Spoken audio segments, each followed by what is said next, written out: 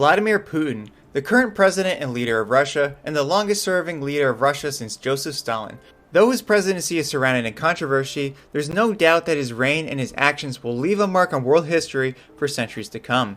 Hello everyone, welcome to Top 10 History, your hub for historical lists and amazing history facts. Today we're going to look at 10 amazing facts about Vladimir Putin. Make sure to watch until number 1 because the number 1 fact that we chose about the Russian president might shock you.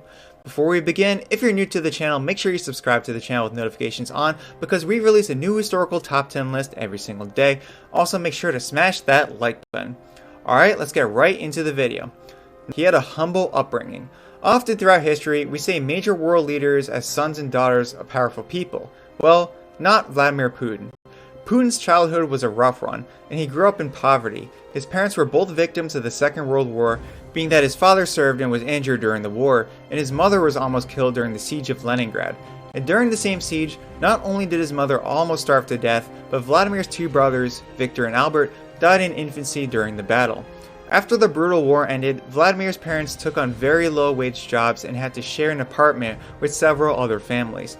The apartment they lived in was reportedly filthy, infested with rats, mold, and almost never had hot water, which as you can imagine can especially be a problem in Russia. He was a poor student. Although Vladimir Putin would go on to be recognized as one of the most powerful leaders in current history, he was reportedly a terrible student and didn't perform very well during his academic years. But I'm not so much talking about grades, but mostly his behavior while he was in school. Reports from Putin's teachers claim that he was not a model student to his peers. He would reportedly not turn in his homework, would bother other students and throw chalk at them, pass notes, get into fights with older students, and even won with one of his teachers. Despite his behavior, he did study at a prestigious school in Leningrad, which only accepted the smartest kids in the city of Leningrad. Lenin only got his act together after learning that his dream career, the KGB, was not a position he could volunteer for and that the organization hand-selected their members. After discovering this, he got his act together and went on to study law at Leningrad State University. He practices judo. Even presidents of major global superpowers have their hobbies, like Andrew Jackson, who enjoyed dueling during his spare time, and Winston Churchill, who enjoyed painting and bricklaying. Well, one of President Putin's favorite hobbies was martial arts, which he has practiced since he was only 11 years old. More specifically, Putin started practicing judo at the age of 11, and then at the age of 14, he more focused on the Russian martial art of Sambo. And he was very good at it. He won several competitions in both judo and Sambo, and he was awarded his black belt in 2012. In fact, he was the very first Russian to ever reach the rank of black belt in judo. However, this fact might not be a fact at all, or at least according to an author and Taekwondo black belt, Benjamin Witz. Witz has doubts of the legitimacy of Putin's black belt as he claims that there's no video evidence of Putin's skills as a martial artist. He was a member of the KGB. If anything is known about Putin's life before he became the president of one of the most powerful nations to ever exist, it's that he was a member of the infamous KGB. The KGB served as Russia's secret police force and were notorious for spying on the United States and its allies during the Cold War. Vladimir Putin joined the KGB in an administrative position almost immediately after graduating from law school. While in the KGB, he continued his studies at the organization's Formal Intelligence Institute under the pseudonym Platov. He did well serving in the KGB, which he served in for 15 years. By the end of his service, he rose to the rank of lieutenant colonel. When the Berlin Wall fell and the Soviet Union collapsed, Putin left the KGB. However, 9 years later, in 1998, Putin was appointed the head of the FSB, which became the reconstituted version of the KGB following the end of the Soviet Union. He became president shortly after the KGB. How far into your political career do you need to go before you become the president of a major global superpower? Well, if you're someone like Donald Trump or Vladimir Putin, not long at all. After Putin ended his career with the KGB, it was only a few short years until he became the leader of Mother Russia. Following the KGB, he started pursuing a political career and very quickly started rising the ranks in Russian politics. In 1994, he became the deputy mayor under Anatoly Sobchak. After a couple years of service as deputy mayor of Leningrad, he moved to Moscow and became the deputy head of management. From there, his career exploded, moving to the head of Federal Security Service and then became the Prime Minister of Russia in 1999. The following year, the president of Russia at the time, Boris Yeltsin, resigned from office, leaving Vladimir Putin in charge. He then won the upcoming election with 53% of the vote, securing the office to this date. He owns a palace. As previously mentioned, Vladimir Putin came from humble upbringings, being that he was born during the siege of Leningrad and both of his parents were victims of the Second World War. The second half of his life, however, he lives quite a lavish and luxurious lifestyle. One notable example of this luxurious lifestyle is his home in Krasnodar Krai, nicknamed Putin's Palace, for good reason. This palace is as opposite of humble as it gets, with a property size of over 193,000 square feet. The palace consists of a helipad, an ice palace, a guest home, a gas station, a wine tasting room, a greenhouse, an amphitheater, an arboretum, a tunnel into the mountains, Turkish baths, spas and saunas, a music hall, a home theater, a casino, and the list really goes on. He truly lives like a king.